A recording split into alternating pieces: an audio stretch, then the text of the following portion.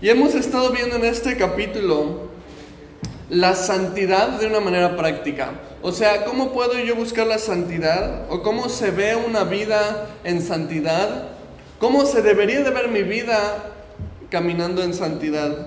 Y hemos visto todo esto a través del amor de Dios. Hemos hablado acerca del amor a Dios, hemos hablado acerca del amor a nuestro prójimo en este capítulo. Y ahora vamos a ver una serie de leyes que vamos a ver a continuación, que son dadas de acuerdo con el contexto cultural en el que ellos vivían. Y es importante definir esto, que son leyes de acuerdo a un contexto cultural, porque desde que empezamos el capítulo 19 hemos visto leyes que son vigentes para nosotros, que aplican para nosotros hoy en día. Pero las leyes que vamos a estudiar a continuación tienen un contexto histórico, un contexto cultural, por lo cual creemos que no aplican a nosotros hoy en día literalmente. Sin embargo, el principio que hay detrás de estas leyes sí es aplicable para nuestras vidas. Y el mayor principio dentro de estas leyes nos vamos a dar cuenta que es honrar a Dios, que es darle el lugar a Dios que se merece. Entonces el estudio de hoy se titula Honrando a Dios. Y lo que vamos a ver en el estudio de hoy es que no podemos caer en un legalismo al decir que estas leyes deben de ser obedecidas literalmente hoy, porque, como les digo, son leyes en una cultura, en un contexto histórico. Pero por el otro lado tampoco podemos desechar esta parte de nuestra Biblia y decir no lo tomamos, porque cada una de estas leyes nos enseña un principio que sí debemos aplicar a nuestra vida hoy en día. Así que vamos a ver 5 principios, vamos a ir brevemente a través de ellos. Los 5 principios son la superstición, la fidelidad, el honrar a Dios con tus bienes, el ocultismo y la empatía. De esto se tratan estas leyes. Estos son los 5 principios que debemos aplicar en nuestra vida. Así que, si bien estas leyes no se aplican de manera literal, los principios que enseñan sí deben de ser aplicados y debemos buscar aplicarlos en nuestras vidas. Así que, sin más preámbulo, vamos a iniciar con el estudio de hoy. Si ya estás en Levítico 19, acompáñame leyendo el verso 19, que empieza de la siguiente manera. Mis estatutos guardarás. No harás ayuntar tu ganado con animales de otra especie. Tu campo no sembrarás con mezcla de semillas. Y no te pondrás vestidos con mezcla de hilos. En estas primeras leyes tenemos el primer principio que vamos a ver el día de hoy, que es el principio de la superstición. Y es algo que debemos de tener cuidado. Quizás tú te preguntes, ¿qué tienen que ver estas leyes con superstición? Como te había comentado, estas leyes son de acuerdo a una cultura y un contexto. Y para los pueblos paganos de la época, mezclar estas cosas eran una señal de buena fortuna, era señal de buena suerte, o sea, era supersticioso. Cuando tú combinabas, como dice aquí, tu ganado con animales de otra especie, era considerado algo de buena suerte para la ganadería. Era una superstición para cuidar tu ganado de depredadores, de enfermedades que pudieran afectarlo, o simplemente para esperar que tengan una buena reproducción entre ellos. Entonces ellos decían que era de buena suerte juntar animales de diferentes especies y que esto les daba una buena ganadería. Lo mismo con la mezcla de semillas. Era una manera de buscar buena suerte en las cosechas, y las personas que eran supersticiosas combinaban ciertas semillas que traerían un buen resultado de una manera supersticiosa, nada comprobado, simplemente era superstición. También lo mismo que vemos con la mezcla de túnicas. Dice que no mezcles tu túnica con diferentes hilos. Era una manera en la que se vestían cuando buscaban buena suerte en día específico, ¿no? La camisa de la buena suerte era la camisa que tenía diferentes hilos, diferentes tipos. Para nosotros hoy en día, estas leyes no aplican literalmente. O sea, no es pecado tener una mula, que una mula es la mezcla de un caballo con un burro.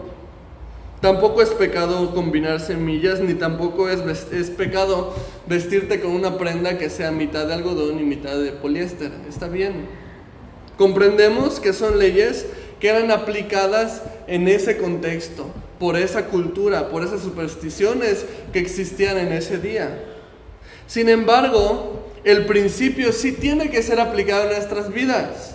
Cuidado con la superstición. Dios no quiere que tú seas una persona supersticiosa. Hay cosas hoy en día que deberíamos de evitar, como el famoso horóscopo, o como el que lleves la pata de conejo en el llavero. No sé quién habrá inventado eso. El famoso toco madera, ¿no?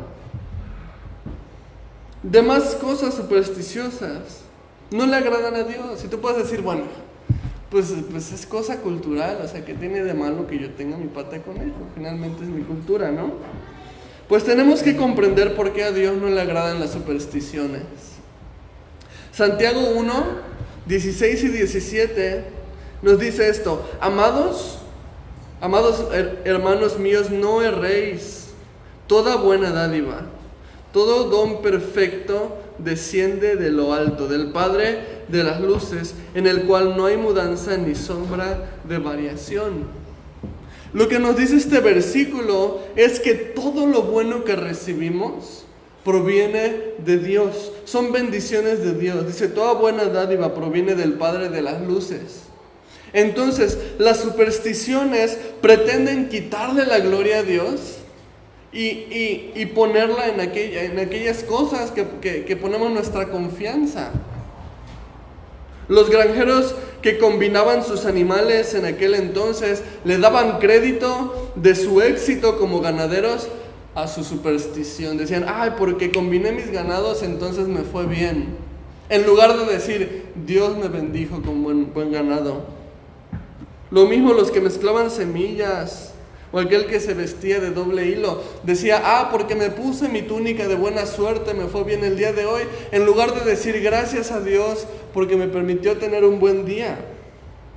Así que es malo si tú le das el crédito de tu éxito a que hiciste chonguitos o que cruzaste los dedos.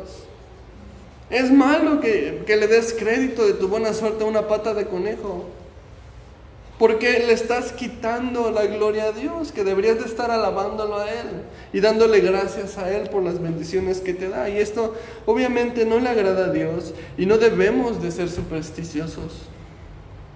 Versículos 20 al 22. Si un hombre yaciere con una mujer que fuera sierva desposada con alguno, y no estuviera rescatada ni le hubiere sido dada libertad, ambos serán azotados.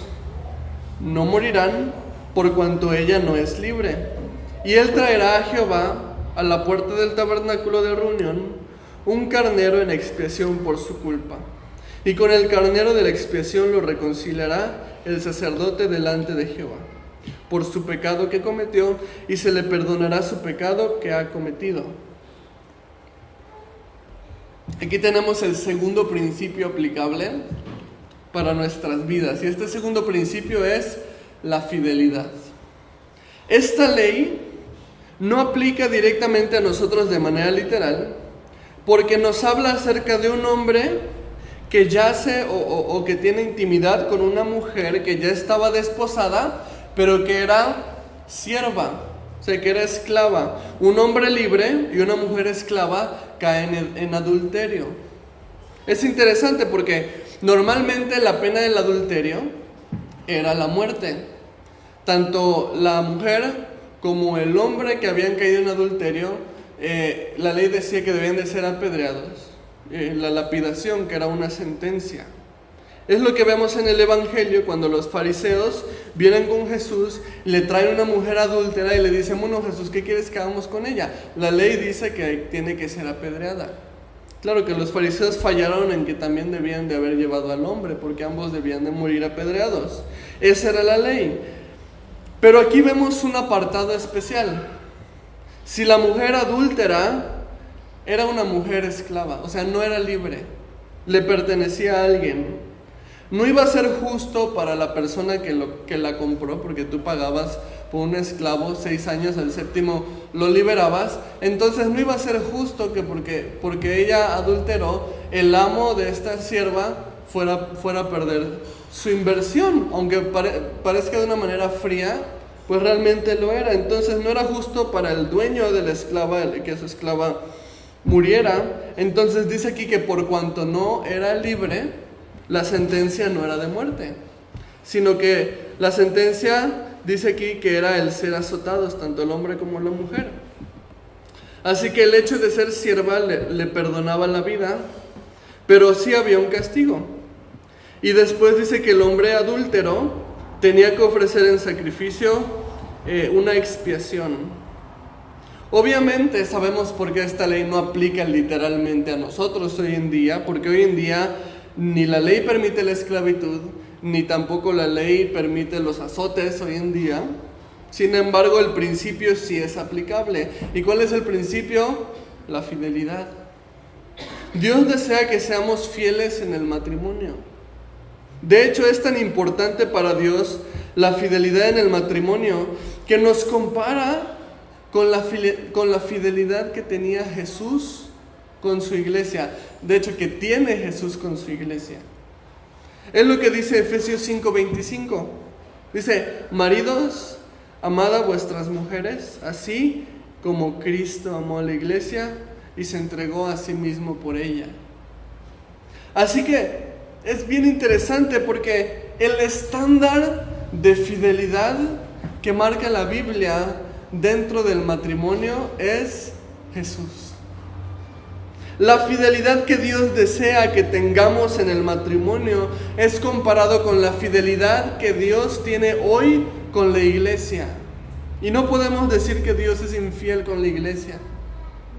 Mira qué tan fiel fue Jesús por la iglesia, que soportó el martirio, soportó la burla, soportó la muerte, soportó la ira de Dios por pura fidelidad. Porque le decían: bájate de ahí, y Jesús no se bajó de ahí. Fue fiel. Fue tentado para abandonar la cruz, para bajarse y decir: ¿sabes qué? Me voy y me regreso con mi Padre. Total, soy Rey de Reyes, soy Señor de Señores, no tengo por qué estar muriendo en una cruz. Y le decían: bájate, y Jesús pudo haber dicho: bueno, va. Pero están perdidos. ¿Qué tan fiel fue Jesús que aun cuando lo tentaban para bajarse de la cruz, decidió permanecer ahí? Así de fiel quiere Dios que seamos nosotros en el matrimonio. Piensa en esto: Cristo fue fiel en el sufrimiento. Fue fiel cuando se burlaron de Él. Fue fiel para dar su vida. Así seamos fieles nosotros en el matrimonio. Fieles cuando las cosas no están bien. Fieles cuando la economía no esté bien. Fieles cuando sienta que mis necesidades no están siendo atendidas. A final de cuentas, eso es lo que se promete en el altar, ¿o no? En salud y enfermedad, en prosperidad y adversidad, en riqueza y en pobreza. Piensa en qué tan fiel ha sido Dios, no solamente con su iglesia, sino qué tan fiel ha sido Dios en tu vida. Así de fiel Dios desea que tú seas con tu esposa, con tu esposo. Si Dios no te desechó cuando descubrió todas las fallas que tenías, ¿por qué tú vas a desechar a tu pareja por las fallas que tiene? Cristo es el estándar de fidelidad. Y esto es aplicable para nosotros hoy en día. Versos 23 al 25. Y cuando entréis en la tierra y plantéis toda clase de árboles frutales, consideraréis como incircunciso lo primero de su fruto. 3 años os será incircunciso. Su fruto no se comerá. Y el 4º año todo su fruto será consagrado en alabanzas a Jehová. Mas al 5º año comeréis el fruto de él, para que os haga crecer su fruto. Yo Jehová vuestro Dios. Aquí tenemos el tercer principio aplicable para nuestra vida, que es honrar a Dios con nuestros bienes. Antes de ver el mandamiento, nota la promesa que hay primero. Menciona aquí, cuando entran en la tierra. O sea que Dios les está asegurando, Dios les está prometiendo que va a haber una tierra en la que van a entrar, porque acuérdate que ahorita Israel está en el desierto, están siendo nómadas, están moviendo, están dando vueltas en el desierto. Pero Dios les está prometiendo cuando entren, o sea, porque van a entrar, porque les voy a dar una tierra propia para que ustedes habiten. Y no solo eso, sino que también dice, y plantéis toda clase de árboles frutales. O sea, no solamente les promete una tierra, sino que les promete una tierra fértil, porque dice que en esa tierra van a poder plantar todo tipo de árboles frutales. Entonces Dios les da el mandamiento y les dice que los primeros 3 años deben de desechar el fruto, y al 4.º año lo van a ofrecer a Dios en alabanza, y hasta el 5.º año ellos van a poder disfrutar de esos frutos y cosechar para sí mismos, para su consumo. Por supuesto, esto no aplica de una manera literal a nosotros, porque la mayoría de nosotros ni siquiera sembramos ni tampoco cosechamos la tierra. Tenemos otro tipo de trabajos hoy en día. Sin embargo, el principio debe ser mantenido, que es honrar a Dios con nuestros bienes materiales. Los israelitas eran probados en su confianza al pedirle que 4 años no iban a disfrutar de sus cosechas. 3 años eran para desecharlas. La cuarta era para que se la consagraran al Dios, y la 5ª ya era para ellos. Era una prueba de fe. Dios iba a ver de verdad quién tenía un corazón obediente. Y era una prueba de fe para que ellos confiaran en que, a pesar de que no iban a poder disfrutar los primeros 4 años de cosecha, Dios les iba a proveer. Era una prueba también de amor, yo creo. Ellos podrían haber buscado lucrar con sus cosechas, vender sus cosechas, pero Dios les pidió que las desecharan. O sea, no solamente les dijo no las consuman, les dijo deséchenlas. O sea, no puedes hacer nada. Hoy en día Dios sigue probando nuestros corazones a través de nuestros bienes materiales, ¿sabes? Dios quiere ver qué amas más, lo material o a Él. Y entonces te va a probar en esto, para ver en dónde está tu fidelidad, para ver en dónde está tu fe, para ver en dónde está tu amor. No debemos de tener amor a las cosas terrenales. 2 Corintios 9, 6 y 7 dice: pero esto digo, el que siembra escasamente también segará escasamente, y el que siembra generosamente, generosamente también segará. Cada uno dé como propuso en su corazón, no con tristeza, ni por necesidad, porque Dios ama al dador alegre. Esta es la manera en la que Dios prueba nuestros corazones hoy en día, para ver si amamos más nuestros bienes materiales o lo amamos más a Él. Y tenemos un ejemplo aquí a través de la ofrenda. Dios pide que demos ofrenda, y dice aquí, no con tristeza, dice primero. O sea que si te vas a poner triste porque tienes que dar ofrenda, pues Dios dice, no, pues entonces mejor no des. Dios está probando tu corazón.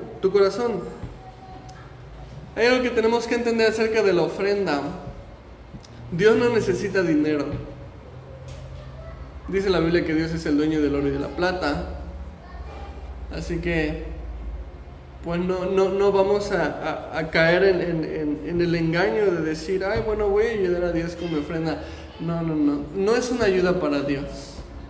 Es más, ni siquiera es una ayuda para la iglesia, porque la iglesia la sostiene Dios. Dios no está probando tu cartera. Dios está probando tu corazón. Por lo cual la actitud es lo que cuenta. Y dice aquí, si no lo vas a hacer con una buena actitud, Dios te dice, pues no, mejor no. Y esa es la realidad. Si te pones triste porque tienes que dar para el Señor, mejor no des. Porque el Señor lo que cuenta no es lo que das, es lo que hay dentro de tu corazón. Vemos el ejemplo cuando Jesús estaba en el templo y dice que se paró junto al lugar de las ofrendas y dice que estaba viendo cómo ofrendaban y que unos daban uno y otros daban otra cosa y que de repente llega una ancianita que da así nada más un centavito. Y entonces se levanta Jesús y enseña, ella dio más que los demás, porque ellos daban lo que les sobraba, pero ella dio todo su sustento. Entonces las cantidades no le impresionan a Dios. El corazón con el que damos es lo que le impresiona a Dios. Dice aquí que Dios tampoco quiere que des por necesidad. O sea, no por conveniencia. No porque alguien te diga, pues si siembras tanto vas a cosechar tanto, porque iglesias caen en esa trampa, ¿no? Si tú siembras de 1,500 para arriba, el Señor te va a bendecir de 3,000 para arriba.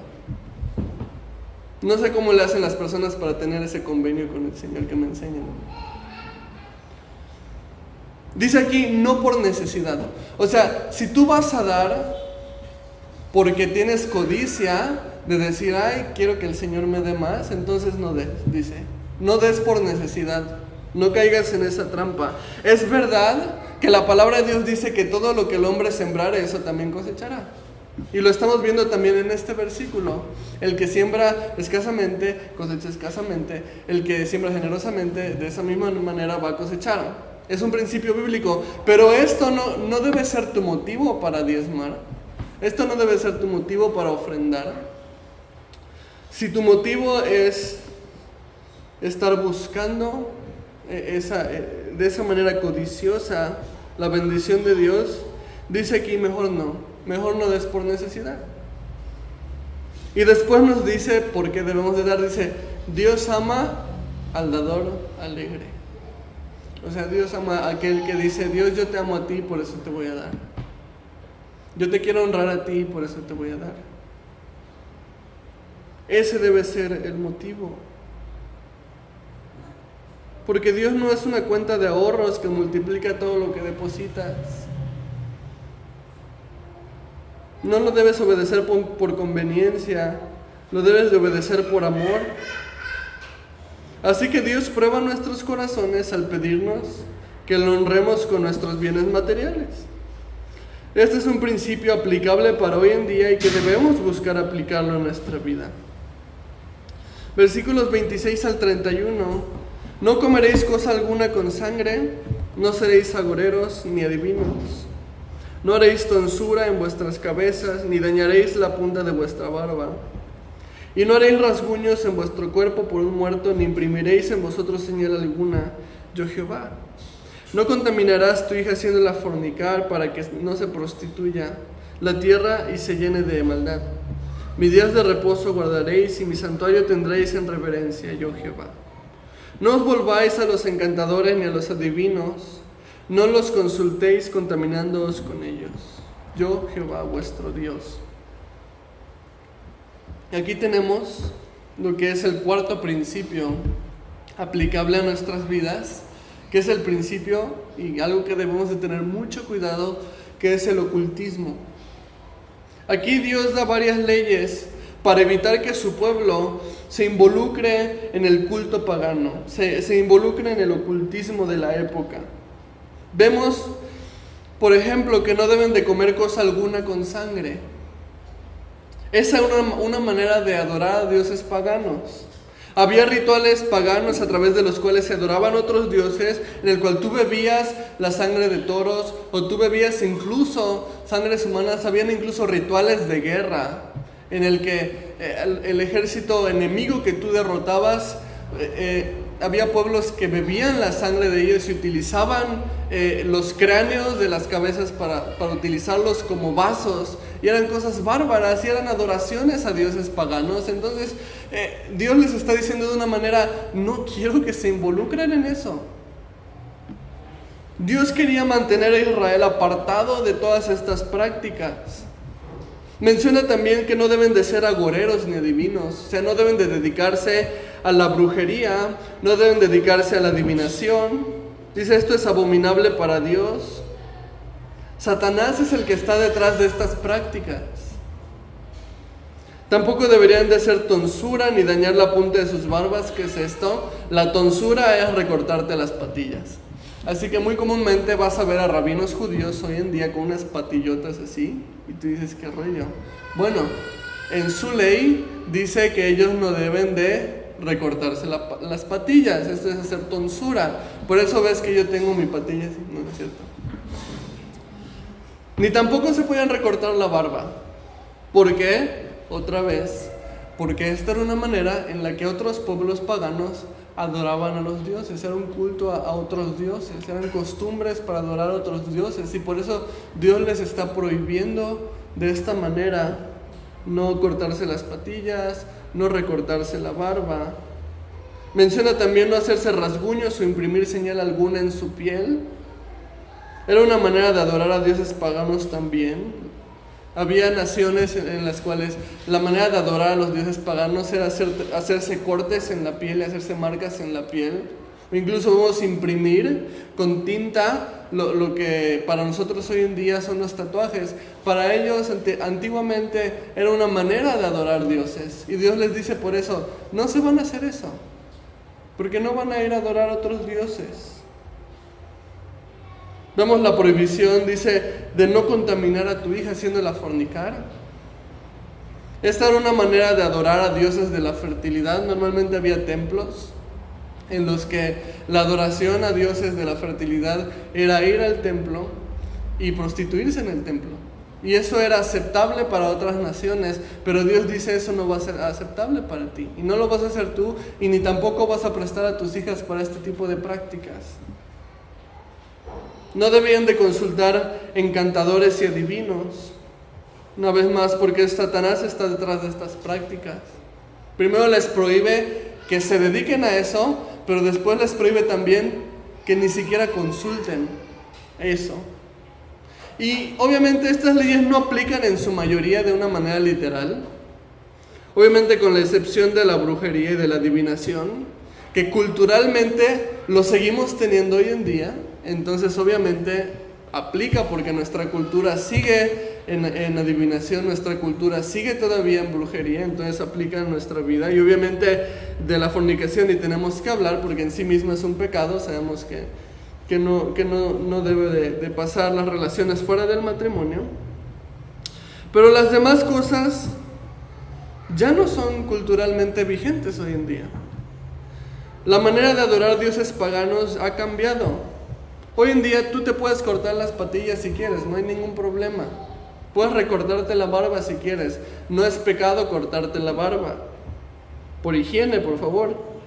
Esto ya no representa una adoración pagana. Incluso podríamos hablar de los tan famosos tatuajes, que es un tema tan polémico dentro de la iglesia hoy en día. Y tú puedes tomar tu convicción propia al respecto. Yo no te voy a decir qué es lo que tú debes de creer o lo que no debes de creer. Esto que sea tu convicción personal. Si crees que es malo, ok, respétalo. Pero Dios aborrecía los tatuajes porque culturalmente era una manera en la que se adoraban a dioses paganos. Hoy en día ya no tiene el mismo significado. El principio es lo que se debe de conservar. ¿Y cuál es este principio? Que nos alejemos del ocultismo. Que nos alejemos de la adoración a otros dioses, de la adoración a la muerte. Que nos alejemos de la brujería, que nos alejemos de la adivinación, de todas estas cosas que son el ocultismo. Que Satanás es el que está detrás de todas estas cosas. Ese es el principio que tenemos que rescatar. Hoy en día se llama santería. Se llama leerte las cartas, se llama el tarot, se llama los horóscopos. Incluso vamos a hablar más en algunas semanas más, vamos a hablar de los altares a los muertos. Está totalmente en nuestra cultura. Y la palabra de Dios dice, no lo hagas. Dios nos enseña que detrás de todo lo oculto, de toda la brujería, de todo tipo de contacto que pretendas tener con los muertos, Satanás es el que está detrás de todo esto. Tener contacto con espíritus no es tener contacto con personas difuntas. A lo mejor tú puedes decir, ay no, pero yo una vez fui y me habló mi abuelita. Y mi abuelita me dijo, acuérdate, no sé qué, y si era cierto, porque mi abuelita siempre me decía eso. Sí, ok, pero estás siendo partícipe de un engaño. No te contactaste con tu abuelita, sorry. Son demonios que conocen tu vida. La Biblia dice que hay un abismo que separa los dos mundos, de un lado al otro no se puede pasar. Lo vemos en la historia de Lázaro y el hombre rico. Cuando el hombre rico que estaba siendo atormentado le decía, aunque sea moja la punta de tu dedo para que refresque un poquito mi lengua, y Lázaro le decía, no puedo, porque hay un abismo entre aquí y allá, y ni de allá podemos pasar para acá, ni para allá para acá. O sea, no se puede. El que está en el cielo se queda en el cielo, y el que está en el infierno se queda. No hay contacto posible. Entonces, ¿con qué me contactan los adivinos y los brujos? Te lo digo, con demonios. Demonios que se pueden hacer pasar por tus seres queridos, para que creas que estás hablando con ellos, para envolverte más en lo oculto, para que tú abras puertas al enemigo, para que entre en tu hogar, para que entre incluso en ti. Por esto Dios condena la brujería, Dios condena la adivinación o cualquiera de estas prácticas, porque son puertas abiertas para el enemigo, y es real. Muchos que experimentan con la santería dan testimonio de que funciona. Y sí, estoy seguro que si tú vas con un santero para que te haga una limpia de no sé qué y te vaya mejor en el trabajo, te aseguro que te va a ir mejor en el trabajo. No estoy diciendo que sea una farsa, estoy diciendo que es cierto, pero te estoy abriendo la vista. No creas que te están haciendo un bien, porque las fuerzas que obran dentro de todo eso son de Satanás. Y el objetivo de Satanás, dice Juan 10:10, que es hurtar, matar y destruir. Les va mejor en el amor, les va mejor en el trabajo, les va mejor en su casa. Pero si decides no seguir, si tú dices, ay, voy a ir nada más con un santero una vez y ya, después te va a ir peor. Porque todo está diseñado para que te vuelvas dependiente de estas prácticas. Porque si los dejas, todo se vuelve en tu contra. Por eso se sabe que muchos políticos son masones y que practican la masonería con regularidad. Iniciaron en esto, pero no lo pueden dejar, porque si se echan para atrás les empieza a ir mal. Son dependientes de eso para tener dinero, son dependientes de eso para conservar influencias, son dependientes de esto para conservar sus puestos. Y el mejor consejo que podemos dar es aléjate de eso, no abras puertas. Porque una vez que están abiertas es muy difícil cerrarlas.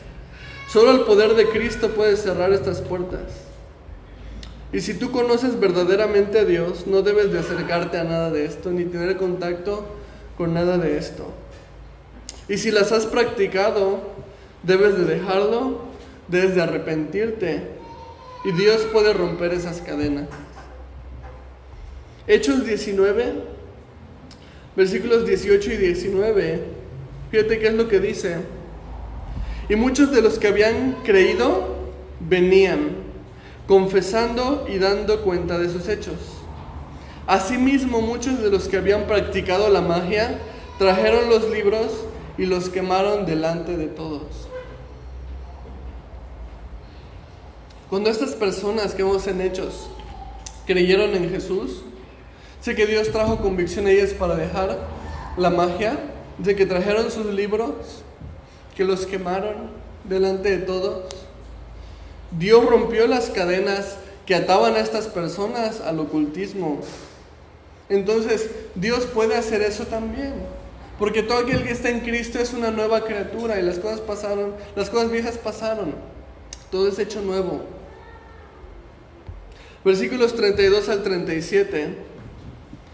Delante de las canas te levantarás y honrarás el rostro del anciano. Y de tu Dios tendrás temor, yo Jehová. Cuando el extranjero morare con vosotros en vuestra tierra, no le oprimiréis. Como un natural de vosotros tendréis el extranjero que mora entre vosotros, y lo amarás como a ti mismo, porque extranjeros fuisteis en la tierra de Egipto, yo Jehová, vuestro Dios. No hagáis injusticia en juicio, en medida de tierra, en peso ni en otra medida. Balanzas justas, pesas justas y medidas justas tendréis. Yo, Jehová vuestro Dios, que os saqué de la tierra de Egipto. Guardad pues todos mis estatutos y todas mis ordenanzas y ponedlos por obra. Yo Jehová. Tenemos aquí el quinto y último principio, que es la empatía. Vemos varias leyes. Menciona: delante de las canas te levantarás. O sea, era una ley. Imagínate qué grado de respeto se tenía por las personas mayores. Era una ley que cuando entraba un anciano, tú te tenías que poner de pie. Ojalá así fuera el respeto a las personas mayores también hoy en día, ¿verdad? Menciona también no abusar del extranjero, no hacer injusticia en el juicio, que no alteren sus balanzas y sus pesas, o sea que no deberían de estafar a las personas. Esto de las balanzas y las pesas eran medidas.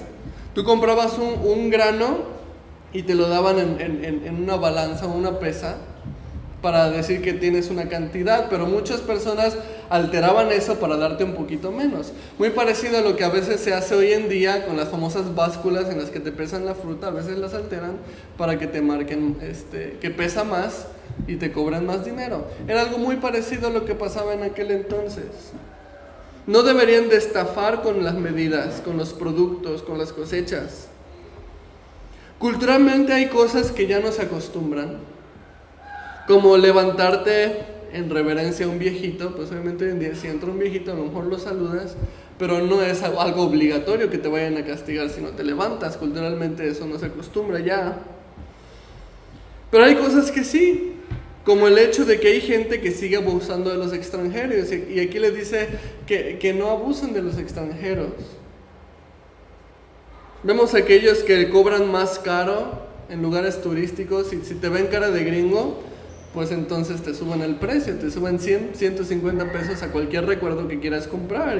Y es algo culturalmente que hoy todavía pasa, que la gente se quiere aprovechar de los extranjeros. Lo importante al final de cuentas es mantener el principio de la empatía. Dios les dice que tienen que cumplir estas leyes y les dice el por qué. Dice: porque ustedes también fueron extranjeros en la tierra de Egipto. O sea, ustedes también han estado en esa posición. O sea, no se olviden de cómo abusaban de ustedes en Egipto por ser el pueblo extranjero, que los sometieron a ser esclavos a todos ustedes. Entonces para Dios es importante, en el área de hacer bien a nuestro prójimo, que nosotros sepamos ponernos en el zapato de las demás personas. Jesús dijo en Lucas 6:31: y como queréis que hagan los hombres con vosotros, así también haced vosotros con ellos.